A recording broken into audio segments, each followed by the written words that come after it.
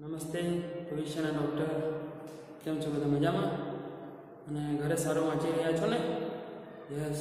આપણું જે ગોલ છે, આપણે જે પ્રથમ દિવસે જ બનાવેલો કે જ્યાંથી આપણે ફર્સ્ટ નીટ બાયોલોજીનો લેક્ચર એટેન્ડ કર્યો હતો અને ત્યારે મેં જે તમને ટ્રીક આપેલી મગજમાં ટ્રાયેંગલ બનાવવાની, અને ટ્રાયેંગલની અંદર તમને યાદ છે તમે તમારી નીટનો સ્કોર મૂકેલો છે, બોર્ડની એક્ઝામનો પણ સ્કોર મૂકેલો છે, અને જે સ્કોર છે એ તમારો ગોલ છે. એ ગોલ પામવા માટે સખત મહેનત કરવાની છે. પછી ગમે તે પરિસ્થિતિ કેમ ના આવે, કોરોના આવે કે ન ભય આવે, આપણી મહેનતમાં કોઈ કચાશ રહેવી જોઈએ નહીં. બરાબર છે? આમ તો તમે સમજો છો, કહેવાની જરૂર છે નહીં. તો આપણે ટૉપિકમાં દીકરા કન્ટિન્યુ કરીશું. તો લાસ્ટ વિડીયો લેક્ચરમાં આપણે શ્વસન તંત્ર ચેપ્ટરના શ્વસન માર્ગની પૂરેપૂરી ડિટેલ જોઈ લીધી, અને ત્યારબાદ શ્વસનને લગતી અન્ય થિયરી કે કેવી રીતે એક પ્રસરણ એકમ તૈયાર થાય છે. કારણ કે મુખ્ય ટાર્ગેટ શ્વસનનું શું છે? કોષીય શ્વસન કરાવવું. કારણ કે કોષીય શ્વસન થશે તો જ ઉર્જા બનવાની છે. એટલે જેમ ટી.એસ. કાર્ટનના નિયમ અથવા સિદ્ધાંત પ્રમાણે આપણે શ્વસનને 3 પાર્ટમાં ડિવાઈડ કર્યું છે: બાહ્ય, અંતઃ અને કોષીય શ્વસન. એમાં બાહ્ય અને અંતઃ તો માત્ર એક માધ્યમ છે કે આ શ્વસન વાયુઓને રુધિર અને રુધિરથી કોષ સુધી પહોંચાડવાનું. પણ જેવો તે કોષમાં પ્રવેશે પછી જ ત્યાં રહેલા કાર્બનિક અણુઓનું ઓક્સિડેશન કરે અને ઉર્જા બનાવે. તો આજે આપણે ટૉપિકમાં જે આગળ જવું છે, મેં તમને કીધેલું ને, બહુ જ ઇન્ટરેસ્ટિંગ અને આપણી એક્ઝામ માટે ઘણો એમપી કહી શકાય એવો ટૉપિક લેવા જઈ રહ્યો છું: રુધિરમાં શ્વસન વાયુઓનું વહન.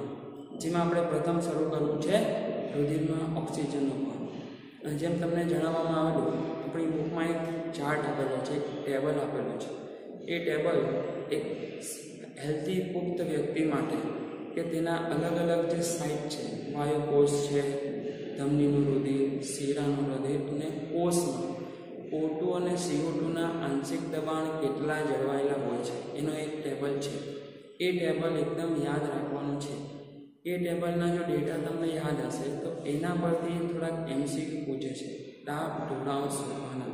જો કે એની પ્રેક્ટિસ આપણે અહીંયા કરવાના જ છીએ, પણ એ ડાબ ઢોળાંશ ત્યારે જ તમે શોધી શકશો જ્યારે તમને એના ઓરિજિનલ વેલ્યુ ખબર હશે. આથી એ ચાર્ટ એકદમ સરસ તૈયાર કરી લેવાનું છે. બરાબર? તો ચલો શરૂ કરીએ છીએ. પહેલાં આપણે રુધિરમાં ઓક્સિજનનું વહન. તો મુખ્ય જે આપણો ટાર્ગેટ છે એ ઓક્સિજન છે. એ ઓક્સિજન કોષના વાયુ કોષીય સપાટીથી પહેલાં બ્લડમાં પ્રવેશે છે અને બ્લડ દ્વારા કોષ એટલે કે પેશીય સપાટી પર પહોંચે અને ત્યાંથી પછી તે કોષને મળે છે. અને જેમ આપણે બુકમાં જોઈ ગયા કે જ્યારે O2ના વહનની વાત થતી, O2નું વહન મહત્તમ રીતે રુધિરમાં રહેલા RBC દ્વારા થાય છે. અને RBC જે છે એની અંદર એક ખૂબ જ ઇમ્પોર્ટન્ટ શ્વસન રંજક દ્રવ્ય આવેલો છે. નામ તમે જાણો છો, હિમોગ્લોબિન, જે ચતુર્થ પ્રોટીન છે. 2 આલ્ફા ચેઇન હોય અને 2 બીટા ચેઇન. અને સૌથી ઇન્ટરેસ્ટિંગ માહિતી એ છે કે એ 4 ચેઇનની સેન્ટરમાં હિમ ગ્રુપ આવેલો છે, Fe+2, આયર્ન, લોહ તત્વ. અને આથી જ ઘણી વાર તમે સાંભળ્યું હશે કે લોહ તત્વની ઉણપ હોય તો એનિમિયા થઈ જાય. એનિમિયા મતલબ હિમોગ્લોબિનની ઉણપ, એવું અલ્ટિમેટલી થયું. અને જે એનિમિયાથી પીડાતો વ્યક્તિ હોય એની કોષીય શ્વસનની જે ટેન્ડન્સી છે એ ખૂબ જ ઓછી હોય. અને આથી એક સૌથી સામાન્ય લક્ષણ જે એનિમિયાનું છે તે બોડીમાં થાક લાગી જવો. કદાચ તમે સાંભળ્યું હશે. તો જોઈએ છે આ O2નું વહન કેવી રીતે પોસિબલ થાય. તો રુધિરમાં O2નું વહન એ 2 પાર્ટમાં અમે ડિવાઈડ કરીએ. 97% તો RBC દ્વારા જ થાય. કારણ કે RBCની અંદર જ હિમોગ્લોબિન શ્વસન રંજક દ્રવ્ય તરીકે પ્રેઝન્ટ છે. અને 3% તે BP એટલે કે બ્લડ પ્લાઝમા દ્વારા થાય, રુધિર રસ દ્વારા થાય. હવે આનાથી જ એકદમ અપોઝિટ CO2નું વહન જો તમે જુઓ તો CO2ના વહન માટે તે ઘણા બધા અલગ અલગ માધ્યમોનો વપરાશ કરે છે, અલગ અલગ સંયોજન બનાવે છે. અને જ્યારે આપણને એકબીજાની સાપેક્ષમાં સમજ હોય ને, તો હું તો વિદ્યાર્થીઓને એક પિક્ચરનું ઉદાહરણ આપી દઉં. સમજો કે એક સરસ હોલિવૂડનું કે બોલિવૂડનું મૂવી છે, સાઉથનું મૂવી છે, અને એમાં 3 કેરેક્ટર તો હોય જ બેટા, પણ હીરો, હિરોઈન અને જબરજસ્ત વિલન. અને તમને ખબર છે સાઉથના પિક્ચરમાં તો વિલનનો પાવર હીરોના પાવર કરતાં ઘણો વધારે હોય છે. ઘણા બધા એવા ડેન્જર વિલન એમાં બતાવેલા હોય છે. તો અહીંયા આપણે આ 3 ઘટકોને આપણી થિયરી સાથે સરખાવીએ તો આપણા જે હીરોનું પાત્ર છે તે ભજવવાનું છે ઓક્સિજન, હિરોઈનનું જે પાત્ર છે તે ભજવવાનું છે હિમોગ્લોબિન, અને વિલનનું પાત્ર છે તે ભજવવાનું છે CO2. કેવી રીતે અહીંયા હીરો હિરોઈનનું મિલન થશે અને કેવી રીતે વિલન એમાં ડિસ્ટર્બન્સ નાખે છે એ બધી વાતો આપણે થિયરી દરમિયાન કરતા જઈશું. પણ CO2ના વહનને તો હજુ ટાઈમ છે. પ્રથમ આજે આપણે O2નું વહન સમજવા જઈ રહ્યા છીએ, મતલબ કે હીરો અને હિરોઈનનું મિલન, મતલબ પિક્ચર સારી રીતે આગળ જઈ રહ્યું છે. જ્યારે વિલન CO2ની વાઇલ્ડ કાર્ડ એન્ટ્રી થાય ત્યારે હીરો હચમચી જાય છે, અને આ હીરો એવો છે જે વિલન કરતાં નબળો છે.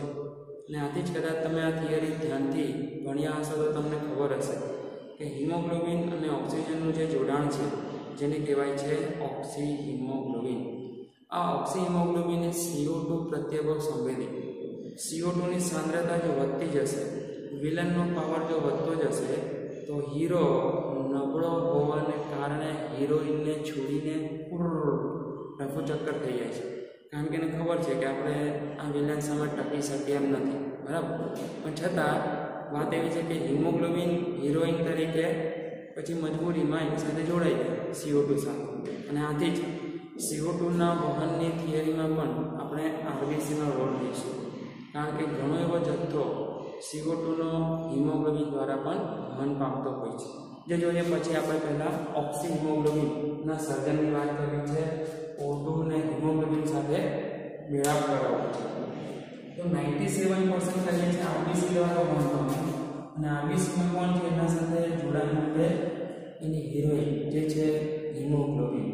અને ડેફિનેટલી અહીંયા હિમોગ્લોબિન અને ઓક્સિજનનું જોડાણ કેવી રીતે થાય એની જરા વાત કરીએ તો તમે જાણો છો આ હિમોગ્લોબિનની જે 4 શૃંખલાઓ છે દરેકના સેન્ટરમાં આયન છે, એની સાથે એક આયન સાથે એક ઓક્સિજનનું અણુ જોડાય. તો એક હિમોગ્લોબિનના અણુમાં 4 આયન હોવાથી 4 ઓક્સિજન જોડાઈ શકે. અને આથી એક ડેટા તમે જે બુકમાં લાવ્યા છો કે એક હિમોગ્લોબિનનો અણુ 4 ઓક્સિજનના અણુનું વહન કરે, અને એના માટે આ બંનેનું પહેલાં જોડાણ થવું પડે. તો આ જે જોડાણ છે તે પ્રતિવર્તી પ્રકારનો સહસંયોજક બંધ. ધ્યાન આપજો બેટા, બહુ ઇન્ટરેસ્ટિંગ વાત છે. સહસંયોજક બંધ બનાવે છે હિમોગ્લોબિનનો અંદર આયન જે છે તે ઓક્સિજનના અણુ સાથે. પણ જે વર્ડ લખ્યો છે એના પર જરા ફોકસ કરો. પ્રતિવર્તી એટલે રિવર્સ બંધ થાય. જેટલો સરળતાથી આ બંધ બને છે એટલો સરળતાથી તૂટી પણ જાય છે, અને આથી જ કીધું છે પ્રતિવર્તી. અને તૂટવાનું ક્યારે છે ખબર? જ્યારે વિલન આવશે, CO2 આવશે ને તમને જણાવ્યું કે હીરો O2 નબળો છે, આથી તે આ બંધ તોડીને રફુ ચક્કર થઈ જાય છે. મતલબ ઓક્સિજન અને હિમોગ્લોબિનનું જોડાણ એ CO2ની સાંદ્રતા પ્રત્યે પણ ઘણો સંવેદી છે.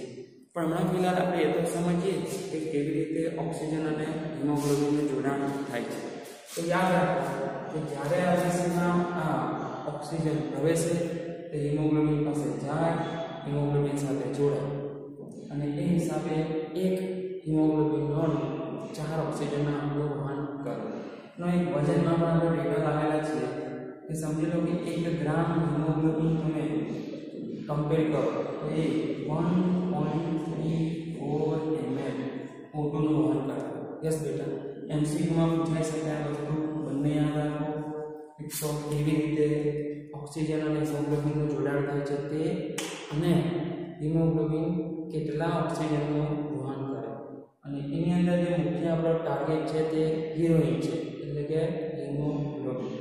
તો 1 ગ્રામ હિમોગ્લોબિન જશે એ 1.34 ml જેટલા O2ના કદનું વહન કરશે, બરાબર. તો હવે આપણે જોઈએ કેવી રીતે હિમોગ્લોબિન અને ઓક્સિજનનું જોડાણ થાય છે અને શા માટે આ રીતે જ ઘટના થાય. તો હવે જરા આગળ વધીએ. સૌથી પહેલા ડાયાગ્રામ પર ધ્યાન આપો અને જે હું તમને કહેતો હતો કે જે સપાટીથી જે સપાટી તરફ વાયુ વહન પામતો હોય ત્યાં કમ્પલસરી ડાબ ઢોળાંશ તો હોવો જ જોઈએ અને ડાબ ઢોળાંશની દિશામાં જ આ વાયુનું પ્રસરણ થાય, પછી એ O2 હોય કે CO2. અને એ માટે સરસ પ્રસરણ એકમ આપણે જોઈ ગયા છીએ. વાયુ કોષીય સપાટી પર જુઓ, કોષીય સપાટી પર જુઓ, લાલ દિશામાંથી છેદના સ્તરો આવેલા છે જે ખૂબ જ સરળતાથી વાયુઓના પ્રસરણને પોસિબલ કરાવે. બસ ખાલી હોવો જોઈએ ઢાબ ઢોળાંશ. તો કેવી રીતે ગણશો ઢાબ ઢોળાંશ? એટલે જો તમને ટેબલ યાદ રાખવાનું કહેતો હતો તો એ પ્રમાણે આપણે જોઈએ કે આ વાયુ કોષીય સપાટી પર અને આ સમજો તમારો વાયુ કોષ છે. એ વાયુ કોષમાં આપણી પાસે ડેટા છે કે ઓક્સિજનનું આંશિક દબાણ 104 mm છે. કેટલું દીકરા? 104 mm છે. અને નજીકથી પસાર થતી રુધિર પેશીમાં ઓક્સિજનનું દબાણ ભણવાનું છે. અહીં સ્ટુડન્ટ કન્ફ્યુઝ ક્યાં થાય છે? તમારી પાસે રુધિરના બે ડેટા છે, O2 યુક્ત રુધિરમાં ઓક્સિજનનું દબાણ અને O2 વિહીન રુધિરમાં ઓક્સિજનનું દબાણ. કોને લેશો તમારા હિસાબે? બોલો. O2 વિહીનને લેવું પડે બેટા. કેમ? કારણ કે O2 યુક્ત લો એનો મતલબ શું થયો? અંદર O2 આવી ગયો છે, પણ હજુ આવે નથી. આપણે તો હજુ ફર્સ્ટ ટાઈમ એની અંદર વહન કરાવી રહ્યા છે, એની અંદર પ્રસરણ કરાવી રહ્યા છે. એટલે આથી તમારે O2 વિહીન રુધિરનો ડેટા લેવાનો છે. અને એ જે ડેટા છે આપણી પાસે O2 વિહીન રુધિર, O2 નું આંશિક દબાણ PO2 હોય છે 40 mmHg. તો આ હિસાબે ઢાબ ઢોળાંશ રચાશે કે કેટલો રચાય?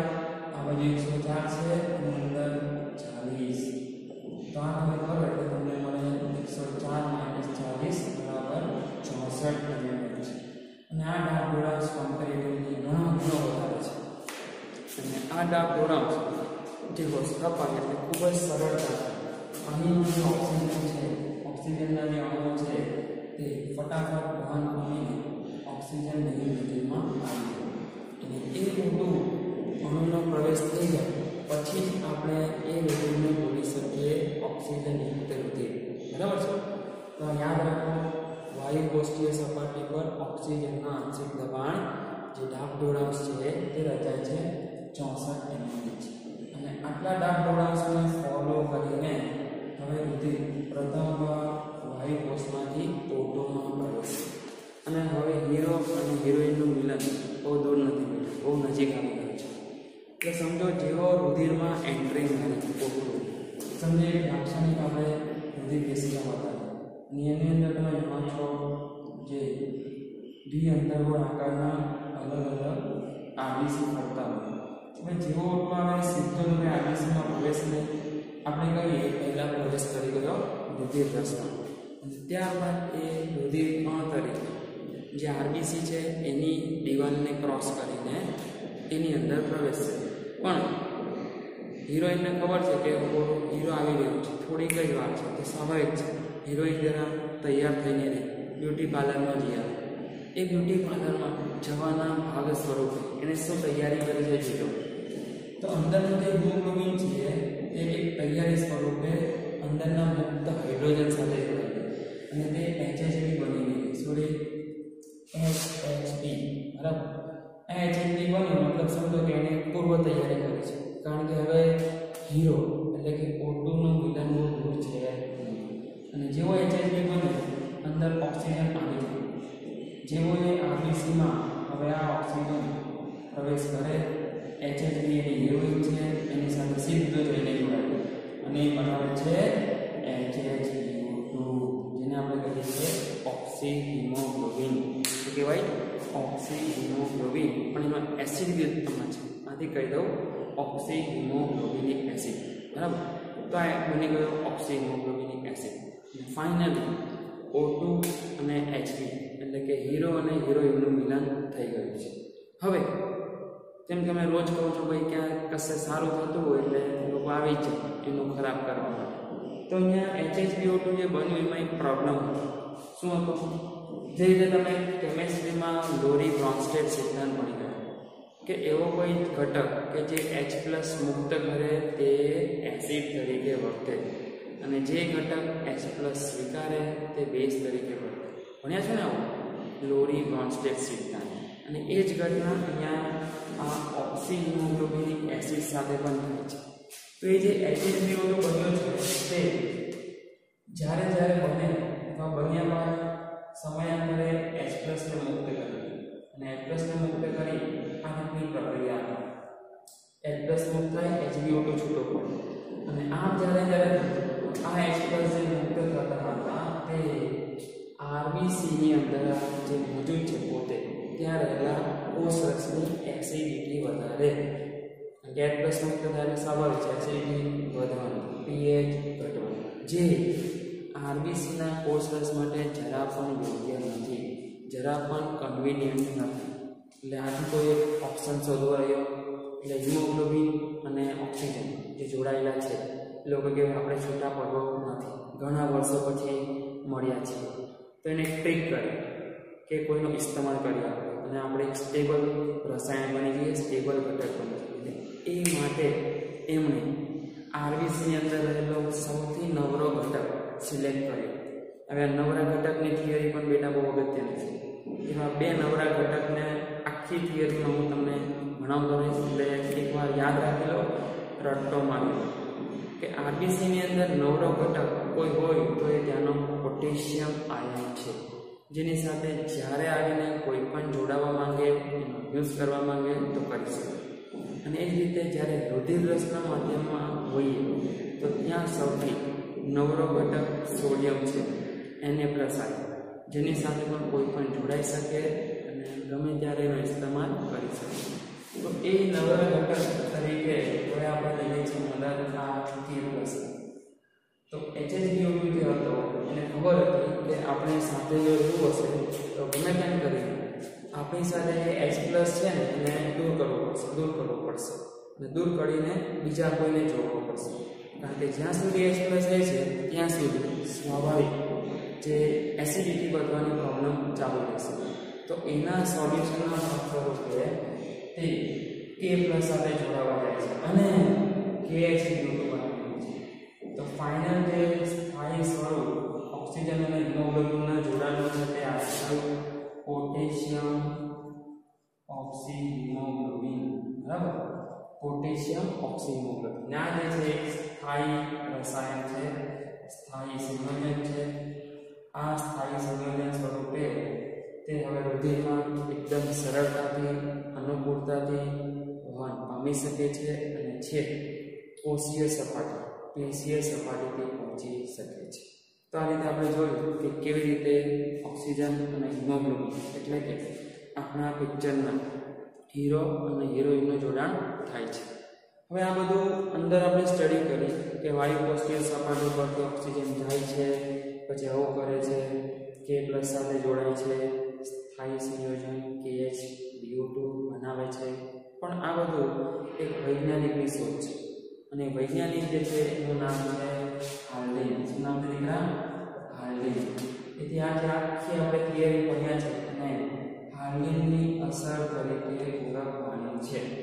એટલે ઇનડાયરેક્ટલી તમને જો પરોક્ષ રીતે કહું તો યાદ રાખી શકીએ આપણે કે હિમોગ્લોબિન દ્વારા અથવા RBC દ્વારા ઓક્સિજનના વહનના સિદ્ધાંતને સમજાવતી અસર અથવા થિયરી તો એ છે હાલ્ડેનની અસર, હાલ્ડેનનો સિદ્ધાંત. તો આજે આપણે જેટલું પણ નોલેજ જોયું છે કે કેવી રીતે તેને શરૂઆત કરી હતી ડાબડોળાંશના આધારે. ડાબડોળાંશ કેટલો છે બેટા? બહુ જ ઇમ્પોર્ટન્ટ, યાદ રાખશું. ડાયરેક્ટ પૂછી લો તમને એક્ઝામમાં કે વાયુકોષીય સપાટી પર O2નો ડાબડોળાંશ કેટલો, પેશીય સપાટી પર O2નો ડાબડોળાંશ કેટલો. તો એના માટે વેલ્યુ તમને યાદ પહેલાં લેવા જોઈએ.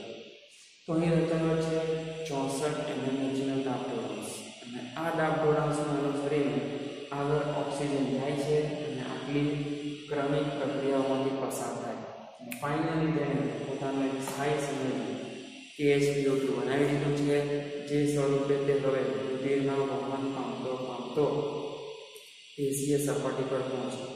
પેશીય સપાટી પર પહોંચ્યા બાદ ત્યાં તેનું થશે વિખંડન થાય એટલે HbO2 હીરો અને હિરોઈન છૂટા પડી જાય. કારણ કે એ વખતે એવું સ્વીકારી દે છે કે આપણી જિંદગી અહીંયા સુધી જ હતી, अब मिलेंगे अगले जन्म में। मतलब कि હવે બીજી વાર જ્યારે ઓટોનું વહન થતું હશે ત્યારે પાછું વાયુકોષીય સપાટી પર આ જ બધી ક્રમશઃ પ્રક્રિયાઓ થાય, કારણ કે પિક્ચરના એક હેપી એન્ડિંગ માટે તેમનું તૂટવું જરૂરી માનવામાં આવે છે, તો જ પેલો ઓક્સિજન કોષમાં જશે, બરાબર। તો આ હિસાબે KSCO2 બને છે અને તે કોષ સુધી KSCO2 સ્વરૂપે જ ટ્રાવેલિંગ કરે, વહન કરે અને ત્યાં પહોંચ્યા બાદ તેનું વિખંડન થશે। તો હવે જોઈશું કેવી રીતે આ ઓક્સિજન અને હિમોગ્લોબિન જે સંયોજન છે એનું વિખંડન થાય છે તેના માટેની થિયરી। એ પણ બેટા બહુ ઇન્ટરેસ્ટિંગ, બધાનું ધ્યાન અહીંયા। ઓક્સિજન હિમોગ્લોબિન વિખંડન વક્ર આ એક થિયરી છે જે આપણને સમજાવે છે કે કેવી રીતે ઓક્સિજન અને હિમોગ્લોબિનનું બનેલું સ્થાયી સંયોજન પહેલાં તો વાયુકોષીય સપાટી પર જોડાઈને નિર્માણ પામે છે અને કેવી રીતે તે પેશીય સપાટી પર વિખંડન પામે છે અથવા કહેવાય વિયોજન। અને અહીંયા સમજાવતી આ થિયરી આપણી પાસે છે ઓક્સિજન હિમોગ્લોબિન વિખંડન વક્ર અથવા કહેવાય ઓક્સિજન હિમોગ્લોબિન વિયોજન વક્ર। અને એક વક્રની દ્વારા સમજૂતી આપવામાં આવી કે કેવી રીતે ઓક્સિજનનું દબાણ વધતા ઓક્સિહિમોગ્લોબિન બને છે અને કેવી રીતે ઓક્સિજનનું દબાણ ઘટતા ઓક્સિહિમોગ્લોબિન વિખંડન પામે છે। પણ જ્યારે હવે હિમોગ્લોબિન અને O2 જોડાતા હોય એના માટે એવરી ટાઈમ જરૂરી નથી કે હંમેશા ખાલી O2 જ જવાબદાર હોય। દુશ્મન તો બાકી છે ને બેટા, વિલન પિક્ચરમાં આવે વચ્ચે આવે કે છેલ્લે આવે પણ વિલન તો હોય, તો એવા વિલન તરીકે CO2 મુખ્ય છે અને બીજા બે એના લલ્લુ કંજુ જેવા આસિસ્ટન્ટ જેનો સાથ આપતા હોય। તો તેવા અમુક ઘટકો છે જે લોકોને આ હીરો હિરોઈનનું સારું થતું જોઈ નથી શકતા, આથી તેમને તોડવા આવવાનો પ્રયાસ કરે છે, બરાબર। તો સમજીએ પિક્ચરમાં એ લોકોનો રોલ શું છે। તો પહેલાં ધ્યાન આપવા વિયોજન વગર આવ્યો કોને, કયા સાયન્ટિસ્ટ હતા જે એટલા બધા ફ્રી થઈ ગયેલા કે ચલો આપણે આ બધું ચેક કરીએ, રેસ્પિરેશનની ઘટનાઓ પર તપાસ કરીએ। તો એ મહાન જે વૈજ્ઞાનિક હતા તે હતા બોહર। શું હતા બેટા? બોહર નામના વૈજ્ઞાનિક। અને આથી આ જે વક્ર છે અથવા આ જે થિયરી છે એને આપણે બોહરની અસર કહીશું અથવા બોહરના વક્ર તરીકે ઓળખીશું। તો જોઈ શકો છો અહીંયા એક ગ્રાફ બતાવેલો છે, તમારી બુકમાં પણ છે। એમાં x અક્ષ પર લેવામાં આવે છે પાર્શિયલ પ્રેશર ઓફ O2 ઓક્સિજનનું આંશિક દબાણ, અને y અક્ષ પર લેવામાં આવે છે ઓક્સિહિમોગ્લોબિન અથવા ઓક્સિજન અને હિમોગ્લોબિનનું સંયોજન બનેલું છે એની ટકાવારી। તમારા દિમાગમાં એવું હોય કે ભાઈ જેમ O2 હોય તેમ હિમોગ્લોબિન એની સાથે જોડાયા કરે એટલે ઓક્સિહિમોગ્લોબિન બન્યા કરે। તો એ હિસાબે આ વક્ર સીધો મળવો જોઈએ, રેખીય મળવો જોઈએ, પણ એવું નથી। જુઓ આ વક્ર મળે છે તો S આકાર પણ, જેને તમે કહો છો સિગ્મોઇડ આકાર પણ। તો શા માટે સિગ્મોઇડ આકાર પણ? તો જ્યારે શરૂઆતમાં O2ની સાંદ્રતા વધતી હતી, અહીંયા જોઈ શકો છો કે ધીરે ધીરે પર્સન્ટેજ H2O વધ્યો, પછી એક ચોક્કસ દરથી O2ની સાંદ્રતા વધી ત્યારે પર્સન્ટેજ H2O નું પ્રમાણ ઓર વધ્યું। પછી એક લેવલ આવે છે જ્યારે જો O2 વધતું જાય છતાં પર્સન્ટેજ H2O નું પ્રમાણ એટલું વધતું નથી, તે આવીને જગ્યાએ સ્ટેબલ થઈ જાય છે। પણ આ સ્ટેબલ થવા પાછળનું રીઝન શું?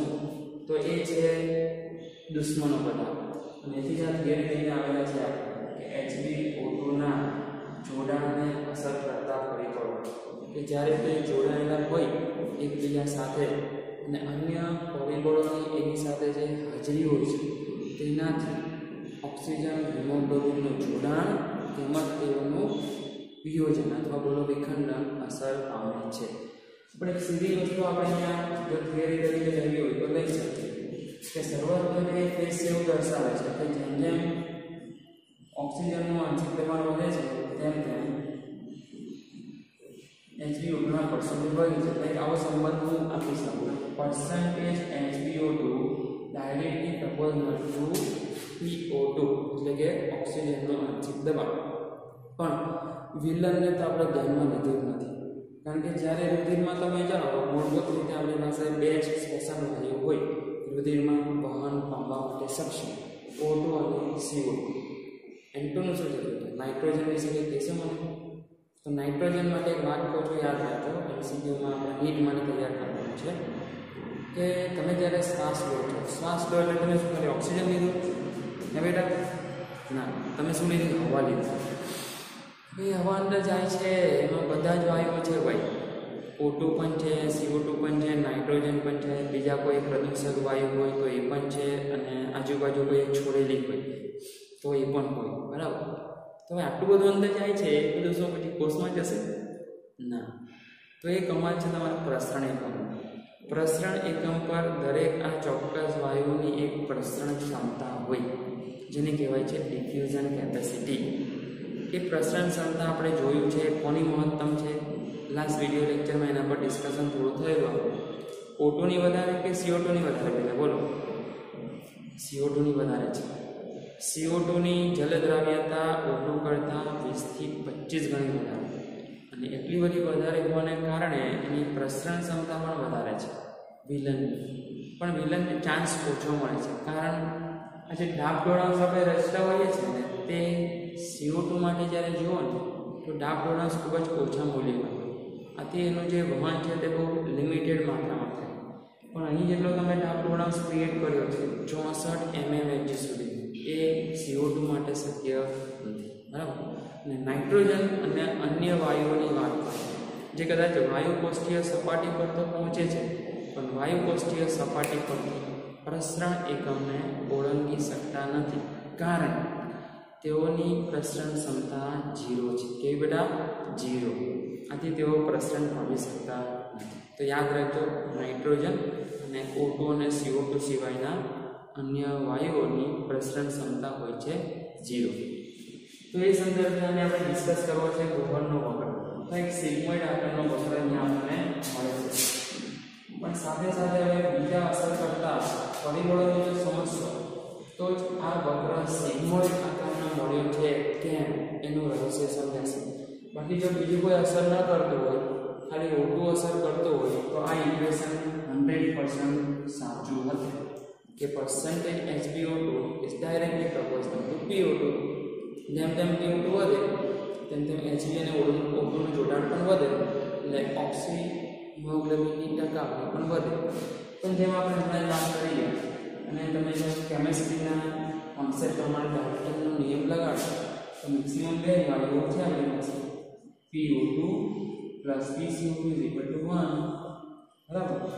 તો જેટલો PO2 વધારે હશે એટલો PCO2 ઓછો હશે, અને જેટલો PO2 ઓછો હશે એટલો PCO2 વધારે હશે. હવે બોડી અફેક્ટેડ ક્યારે થાય છે? કે જ્યારે CO2 નું મૂલ્ય અસાધારણ રીતે બ્લડમાં વધી જાય. અને એની થિયરી આ ચેપ્ટરમાં તમે ભણ્યા છો, ચેતાકીય નિયમનમાં, રાસાયણિક નિયમનમાં, કે જ્યારે CO2 ની માત્રા ધમનીના રુધિરમાં હદ કરતાં વધી જાય ત્યારે આપણા જે બ્રેઇનના લંબ મજ્જા પર સ્થિત શ્વસન કેન્દ્રો છે તે ઉત્તેજિત થાય છે અને શરીરને શ્વાસોચ્છ્વાસની ક્રિયાનો દર વધારવા માટે પ્રેરે છે. કારણ કે તે સમયે આપણા કોષોને ઓક્સિજનની રિક્વાયરમેન્ટ ઓછી પડતી હોય છે, અને આ માટે વધારે ઓક્સિજન પૂરો પાડવા માટે શ્વસન દર વધવો જરૂરી છે. તો ધ્યાન આપીને બેટા શું છે? એક તો આ ઇક્વેશન સ્વીકારી લીધું. બીજું એક કહીએ છીએ કે ભાઈ મેક્સિમમ બે જ પ્રકારના વાયુ હોઈ શકે, ઓક્સિજનનું આંશિક દબાણ અને CO2 નું આંશિક દબાણ ઇઝ ઇક્વલ ટુ 1. હવે એ અસર કરતા પરિબળો કેવી રીતે હીરો અને હિરોઈનના મિલનને ડિસ્ટર્બ કરે છે અને તોડવા પ્રયાસ કરે છે વાત કરે છે. તો એમાં જે ત્રણ મુખ્ય ભૂમિકા આવે છે, એમાં છે CO2 નું આંશિક દબાણ, બીજું છે શરીરનું તાપમાન, અને ત્રીજું છે pH અથવા હાઇડ્રોજન આયનની સાંદ્રતા, H+ આયનની સાંદ્રતા. તો જોઈશું આ પરિબળો કેવી રીતે અસર કરે છે. તો એના માટે તમારે બે સપાટીને ધ્યાનમાં લઈ જવાની છે. એક વાયુકોષ્ઠીય સપાટી જ્યાં તમે O2 અને હિમોગ્લોબિનનું જોડાણ કરો છો, અને પેશીય સપાટી જ્યાં O2 અને હિમોગ્લોબિનનું જોડાણ તોડો છો, એટલે કે બંનેનું વિયોજન કરો છો, ઓક્સી હિમોગ્લોબિનનું વિયોજન વિખંડન કરો છો. તો પ્રથમ જોઈ લઈએ વાયુકોષ્ઠીય સપાટી પર HbO2 નું સર્જન થવાના અથવા તેનું પ્રમાણ વધારે હોવાના રિઝલ્ટ કે ત્યાં હજુ વિલન લોકો આવ્યા હોતા નથી. હીરો હિરોઈન સારી રીતે મળ્યા હોય છે અને સાથે વહન કમન નક્કી કરી દીધું હોય છે. અને એ વિલન જે છે એ જુઓ કયા, તો PCO2 ઓછો છે, મતલબ કે CO2 નું આંશિક દબાણ ઓછો છે. સાથે સાથે શરીરનું તાપમાન કોઈ કહેવાય છે કે 37 ડિગ્રી સેન્ટીગ્રેડ હોય, બરાબર, એ આપણું નોર્મલ તાપમાન છે, શરીરનું આંતરિક તાપમાન. તમે કદાચ એવું ફીલ કર્યું હશે બેટા કે ક્યારેક ક્યારેક તાવ આવ્યો હોય, તમે કદાચ સૂઈ ગયા હોય કે વોટેવર, તો શ્વસન દર બહુ ફાસ્ટ ચાલતો હોય. એનું કારણ શું? તો ત્યારે એ જે શરીરનું વધેલું તાપમાન છે એ ઓક્સિજન અને હિમોગ્લોબિનના જોડાણને ફટાફટ તોડે અને આથી કોષો સુધી ઓક્સિજન ઓછો પહોંચતો હોય અને આથી તમારો શ્વાસન દર વધારે હોય છે.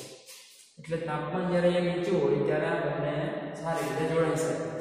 pH જ્યારે વધારે છે, મતલબ કે એસિડિટી ઓછી હોય, H+ સાંદ્રતા ઓછી હોય, તો આ જે 3 પરિબળો છે, 3 વિલન, તેઓનો પાવર ત્યારે ઓછો છે.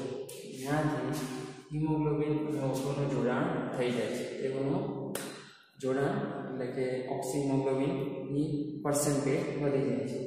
હવે એ સ્વરૂપે તેઓ HbO2 સ્વરૂપે વહન પામતા રુધિરમાં જતા હોય, રુધિરમાંથી જ્યારે પેશીય સપાટી પર પહોંચે. પેશીય સપાટી પર આપણે તો જાણીએ જ છીએ, ગમે તે કરીને ઓક્સિજન અને હિમોગ્લોબિનનું વિખંડન કરવું જ પડશે. તો ત્યાં મુક્ત થયેલો ઓક્સિજન પ્રવેશે કોષમાં. તો એ સંદર્ભે ત્યાં PCO2 ની માત્રા વધી હોય. હવે આ CO2 અહીંયા ક્યાંથી વધ્યું સડનલી? તમને વિચાર આવ્યો હશે. તો કોષની અંદર તો બેટા ખબર જ છે તમને, જ્યારે આ ચયાપચયની ક્રિયા થાય એટલે ઉત્સર્ગ દ્રવ્ય તરીકે CO2 વધ્યું હોય, CO2 નવો બન્યો હોય, તો CO2 ની સાંદ્રતા વધારે હોય. બીજું, તાપમાન કેમ વધારે હોય? તો કોષમાં સક્રિય રીતે ચયાપચયની ક્રિયા ચાલતી હોય અને એનાથી ત્યાં ઉષ્ણતામાન વધ્યું હોય, તાપમાન પણ વધે, એમાં કોઈ શંકા નથી. અને એસિડિટી પણ વધી હોય કે સતત ત્યાં જે જૈવ રાસાયણિક ક્રિયાઓ થઈ રહી છે, એમાં ઘણી બધી જગ્યાએ H+, પ્રોટોન સર્જન પામતો હોય અને એ જે સર્જન પામે છે તે ત્યાં એસિડિટી વધારે, pH ઘટાડે. તો આ 3 પરિબળોને આધીન ઓક્સિજન હિમોગ્લોબિનનું વિખંડન આધારિત હોય છે. ધ્યાન આપો, PCO2 વધારે, મતલબ કે CO2 નું આંશિક દબાણ વધુ છે, તાપમાન પણ વધારે છે અને એસિડિટી છે તે વધુ છે, એટલે કે pH ઓછી છે. આ જે પરિબળો છે તે હવે ઓક્સિહિમોગ્લોબિનનું વિયોજન થયું અથવા વિખંડન, જેથી પેલો જે KCO2 બનીને એના સુધી એક સ્થાયી સંયોજન સ્વરૂપે વહન પામીને આવ્યો છે તે વિખંડન પામશે. હિમોગ્લોબિન અલગ અને O2 અલગ. અને વાત થઈ આગળ કે બંને વચ્ચેનો બંધ હોય છે, થોડો પ્રતિવર્તી પ્રકારનો હોય. એટલે એવું નથી કે એકવાર બન્યા પછી તે સંયોજન એકદમ સ્થાયી થઈ જાય અને પરમેનન્ટ થઈ જાય. એ ગમે ત્યારે તૂટી શકે અને એટલે જ તો અહીંયા તૂટ્યો. પણ તૂટવા માટે જવાબદાર બધા વિલન છે દીકરા. કોણ છે? વિલન. CO2, તાપમાન અને pH. ત્યાં વિખંડન થતા તમે જોશો PHCO2 જે બન્યો હતો તે વિખંડન પામી PHB અને O2 મુક્ત થઈ જાય. આ O2 હવે પાછો વાયુ સ્વરૂપે છે, જેને આપણે કોષમાં પ્રવેશ કરાવવાનો છે. પણ કોષમાં બી પ્રવેશ થવા માટે પાછો તાપ ટોળાંશો અનિવાર્ય છે અને આથી પેશીય સપાટી પર તાપ ટોળાંશ પાછો આપણે જોવો પડે છે. કેમ? પછી તમે O2 ભલે ત્યાં પહોંચાડી દો, પણ રુધિર કેશિકામાંથી કોષની અંદર જો તાપ ટોળાંશ નહીં ક્રિએટ થાય તો સ્વાભાવિક છે O2 નું વહન પોસિબલ થશે નહીં. તો અહીં તાપ ટોળાંશ ક્રિએટ થવા માટે પાછા લેવાની યાદ રાખવાનું છે કે અહીં સુધી જે ધમનીનું રુધિર આવ્યું છે અથવા તો O2 યુક્ત રુધિર, એ O2 યુક્ત રુધિરમાં તમે યાદ રાખ્યો છે જે ઓક્સિજનનું આંશિક દબાણ હોય છે 95 mmHg 55. કોષની અંદર ઓક્સિજનનું આંશિક દબાણ હોય છે 40 mmHg. તો એનાથી અહીં પણ દાબ ટોળાંશ સર્જાશે. દાબ ટોળાંશ આપણે ગણવું હોય તો ગણી શકીએ 55 - 40, તો એ થાય તમારો 55 mmHg. જે પણ કમ્પેરેટિવલી બહુ હાઈ છે.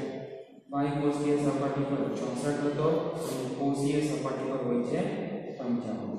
અને આટલા મોટા દાબ દોડાંશને અનુસરીને ઓક્સિજનનું હવે ધમનીના રુધિરમાંથી O2 ની અંદર આસાનીથી પ્રસાર થઈ જશે.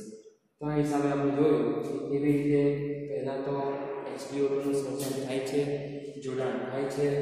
જોડાણની ક્રિયા અને વિખંડનની ક્રિયા એ સારી રીતે સમજાવતી જે થિયરી છે તે છે બોહરનો વક્ર, બોહરનો અસર. જો કે આ બધા ડેટા આપણે આપ્યા છીએ તે સ્વસ્થ પુખ્ત વ્યક્તિ માટે છે. કોઈ વ્યક્તિ છે જે શ્વસનની કોઈ ખામીથી પીડાઈ રહ્યો હોય તો આ બધા ડેટા આ પ્રમાણે નહીં હશે.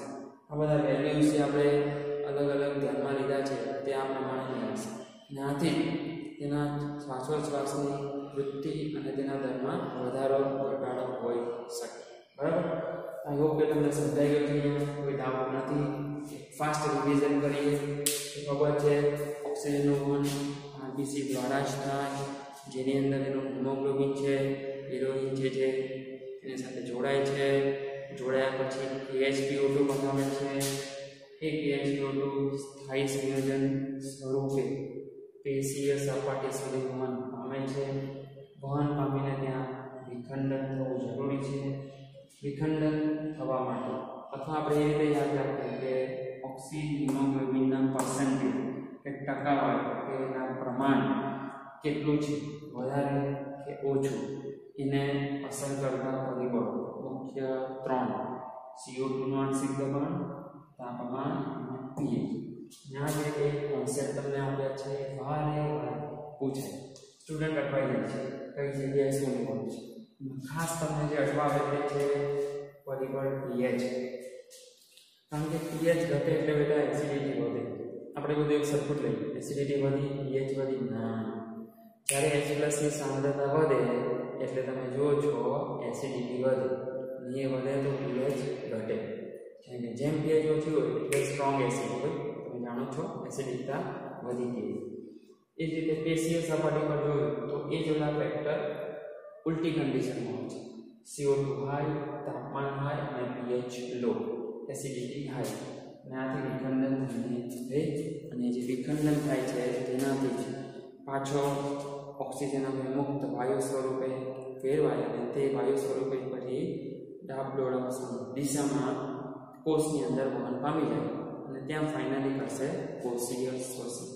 અને આ જ્યારે કોષીય શ્વસન થાય અંદરના કાર્બનિક અણુઓને તે તોડે ઓક્સિડેશન દ્વારા ગ્લાયકોલિસિસ, ક્રેબ્સ ચક્ર, ઓક્સિડેટિવ ફોસ્ફોરીકરણ જેવી ઘટનાઓમાંથી પસાર થઈને એટલે સ્વાભાવિક છે ઘટનાના અંતે ATP તો બને પણ સાથે સાથે CO2 પણ બને. અને આ જ CO2 ને હવે આપણે વહન કરવાનું છે, જેને પેશીય સપાટીથી લેવાનો છે, વાયુકોષીય સપાટી પર કોઈ સ્થાયી સંયોજન સ્વરૂપે લાવવાનો છે અને ત્યાં લાવીને વાયુકોષમાં છોડી દેવાનું છે, જેથી તેને જ્યારે ઉચ્છ્વાસ આપણે કાઢતા હોઈએ તે દરમિયાન એને બહાર કાઢી શકાય. બરાબર? તો હવે જોઈશું આગળ આપણે રુધિરમાં CO2 ના વહનની